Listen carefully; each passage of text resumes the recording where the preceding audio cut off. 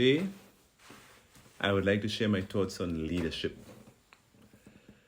an often misunderstood concept. Given the esoteric nature of leadership and the various definitions that this term usually connotes, it is perhaps easier to begin such a discussion by stating what leadership is not. There are perhaps 4 common misconceptions about what leadership is, which I would like to dispense with from the very outset. Leadership has nothing to do with seniority and rank within an organization. Many people today talk about leadership in terms of seniority and rank. That, in my estimation, is a very big mistake. Let me state categorically and for the record that leadership does not automatically happen once an individual reaches a certain pay grade or rank within their respective organization. There is no magic wand that is waved when your salary crosses a certain threshold that converts you into a leader. That's a misnomer. The second general misconception about leadership, which we often encounter, is that leadership is somehow related to titles. By this I mean that it is sometimes assumed that someone whose job has the word head, leader, or divisional manager before their name is by definition a leader. Here again, we are dead wrong, as titles can be quite misleading. Leadership has nothing to do with titles. Having a title with the word leader in it does not convert you into a leader. Another common misconception about leadership relates to a school of thought, which argues that leadership has to do with personal attributes. While personal attributes are indeed important and might even be helpful in leadership positions, one does not necessarily need an extroverted, charismatic trait to practice good leadership skills. Too often, in my estimation, boisterous, overbearing extroverts are mistaken as good leaders, while quite the opposite is usually true. I have had the privilege of working with leaders of all stripes. Yes, some more boisterous, boastful, and aggressive, and many have been successful in getting the work done. However, more often than not, the most effective leaders that I have worked with and encountered were quite unassuming, self-assured men and women who got the job done. But perhaps the most common misperception about leadership which I've encountered is that leadership is somehow synonymous with management. Let me state emphatically that leadership is definitely not management. For the young manager and the person climbing the organizational ladder for the first time, it is important to recognize that leadership and management are not synonymous. Managers need to plan, measure, monitor, coordinate, solve, hire, and even fire. And while leaders also need to have these traits and skills, and we assume that they have them, otherwise they will not have been trusted into a leadership role. These skills are simply what we call necessary but insufficient conditions to be called a leader. What then is leadership? The first thing we need to understand is that leaders are not paid for the actual things they do, with the emphasis on do. Leaders are actually hired for the moral content of their character, their enthusiasm, their specialized abilities, their knowledge, their experience, and perhaps, in my estimation, most importantly, their judgment.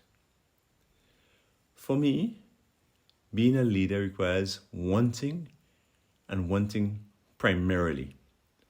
It requires followers.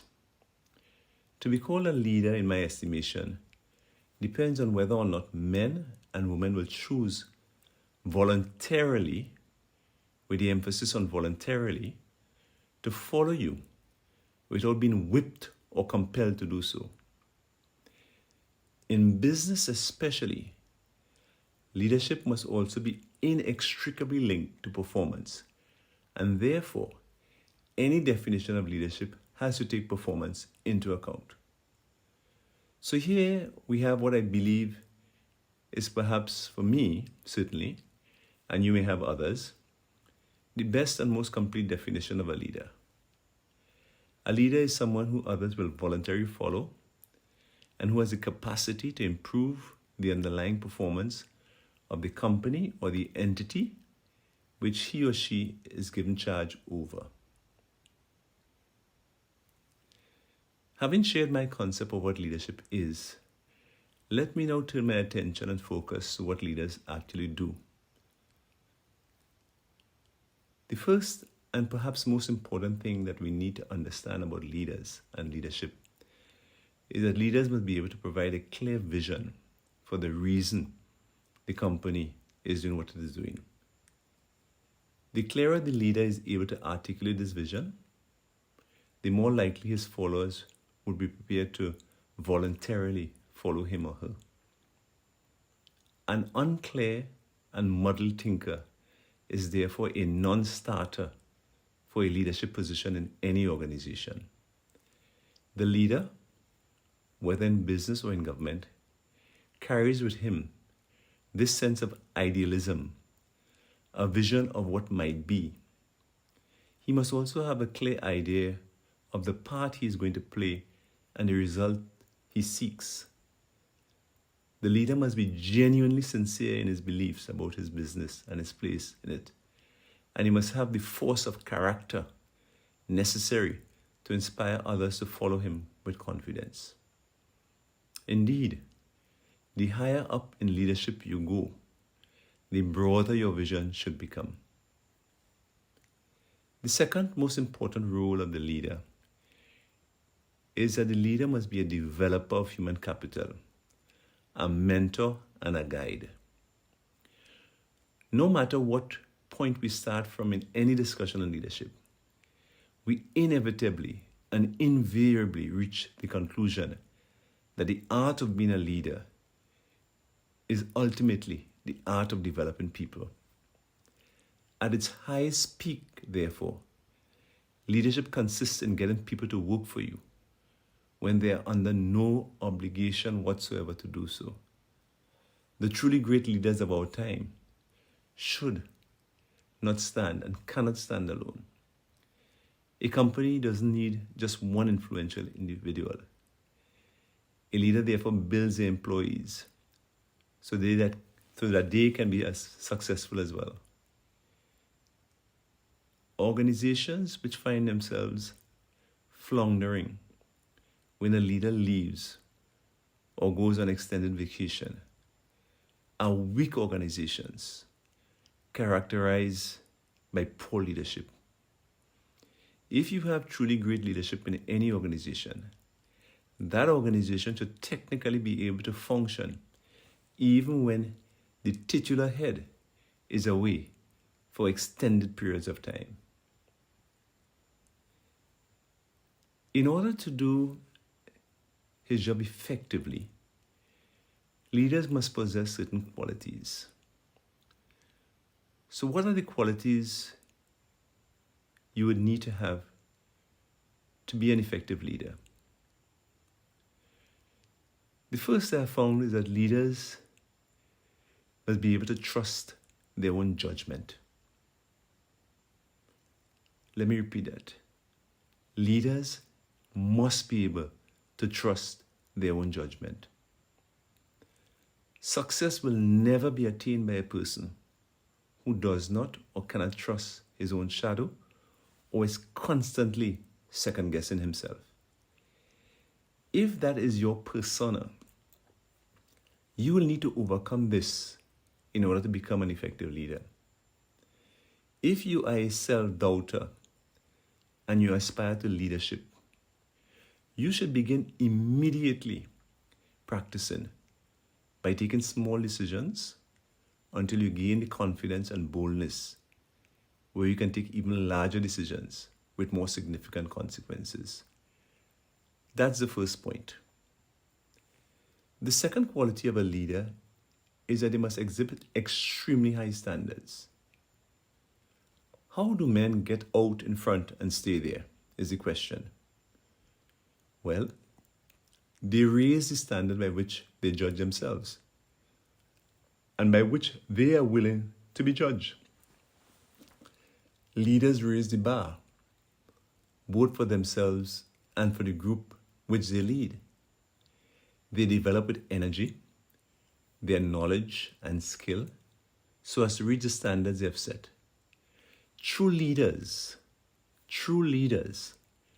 never want anyone to give them a free pass or to heap praise on them which they know that they do not deserve. They welcome competition and they thrive on competition. Dependability is another quality that leaders must exhibit. The leader keeps all of his promises, even when it hurts. The leader is, as one traveler said to his companion, the kind of men you like to go tiger hunting with in the dark, because you can always reach out and be sure that he's there with you. In Proverbs 25:19 we read, like a broken tooth or a lame foot is reliance on the unfaithful in a time of trouble. Dependability and reliability are definitely the hallmarks of great leadership. To embark successfully on a career involving leadership also demands the courage to tackle the problems which are there to be solved. With this courage and self-confidence, the leader will be brave enough to act on probabilities instead of certainties, and he'll put his whole energy into making them come true. The leader will often find that getting things started is much more important than making sure that they turn out perfectly. He will find, too, that many of his decisions will have to be made with incomplete or imperfect data and information. The true leader will never allow the perfect to become the enemy of the good. The budding leader who finds that he is too conservative should therefore practice taking chances and to constantly remind himself that overanalysis often leads to paralysis. The man or woman who would be leader must also possess another quality, which is self-discipline. That person must be prepared to pay the disciplinary cost involved in all that he does. Leaders need to submit themselves to a stricter discipline than that which is expected of others. Those who are first in place must be first in merit. Leaders must learn to hate what they love, and conversely, they must begin to love what they typically hate to do. It may seem contradictory, but it's quite true. So let me repeat it again. Leaders must begin to hate what they love, and conversely, they must begin to love what they typically hate to do. Oftentimes, the things we love are not the best for us, and the things that we hate to do are the things that we need to get ahead in life. Many years ago, as an up-and-coming executive, I was told this, that the most common thing in life is unsuccessful men and women who have a tremendous amount of talent and ability, yet they fail to capitalize upon it. Why do men and women fail to capitalize on their God-given talents? More often than not, the simple reason is this: laziness, lethargy, or indiscipline, an unwillingness to go that extra mile. If this is you today, I want to encourage you to get out of your slumber, as you would never become a leader if you lack self-discipline. The good executive leaves his emotion at home, and only his family knows of his temperament. A philosopher once suggested that in training to become a leader, young men and young women should occasionally do something for no other reason than they would rather not do it. Men in more humble spheres may indulge in violence, engage in quarrels, express themselves in angry passions. But these qualities are unbecoming of the leader. They undermine his authority and compromise the effectiveness of all his other virtues. No less an authority than the Holy Bible declares that a man who can control his anger is more powerful than a warrior who conquers a city. In order to successfully conquer an army of 1,000, a man must first be able to conquer himself, by which I mean his emotions. Besides doing well what he has to do, the leader should also demonstrate initiative, which is the ability to think and do new things. The good leaders are so eager about their work that they can hardly wait for morning to get started at it. They keep a healthy balance between emotional drive and sound thinking. Another quality that the great leaders tend to demonstrate is compassion and empathy. At its highest point, leadership consists in getting people to work for you when they're under no obligation whatsoever or compulsion to do so. A key ingredient, therefore, in getting men or women to follow a leader is compassion and empathy. It is a maxim of leadership that whoever is under a man's power should also be under his protection. A leader, therefore, who is tyrannical pronounces himself inefficient and unqualified for the position. One of the hallmarks of a true leader is the ability to make your point forcefully without having to shout at the top of your voice. In point of fact, the louder you shout, the more likely you are to disqualify yourself from leadership responsibility.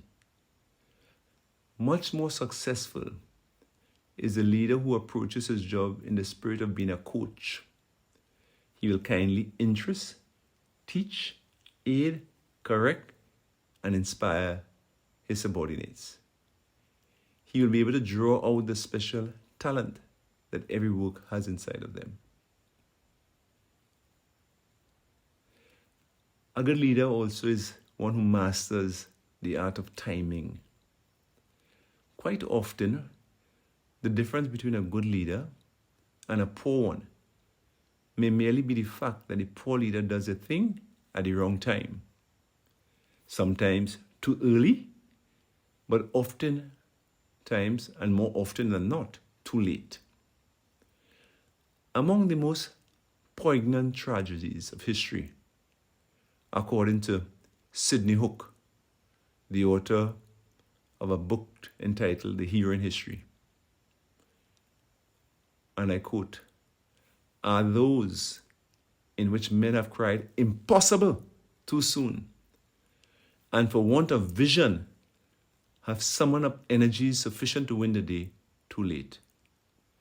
Perhaps the most sagacious and sober advice which I ever received on life and leadership is this: that it is better to be patient and get what you want, rather than to have leadership and high office thrust upon you when you are woefully unprepared for it. Finally, perhaps the greatest attribute of the leader, and one which takes many years to develop, is something I described as the appearance of ease. The appearance of ease with which the leader performs his duty. The great leaders of our time are always characterized by what I term grace under fire. They never look hurried. The man in a hurry shows that the thing he is tackling is too big for him. It is a lazy and inefficient man who is always too busy to listen to a good idea.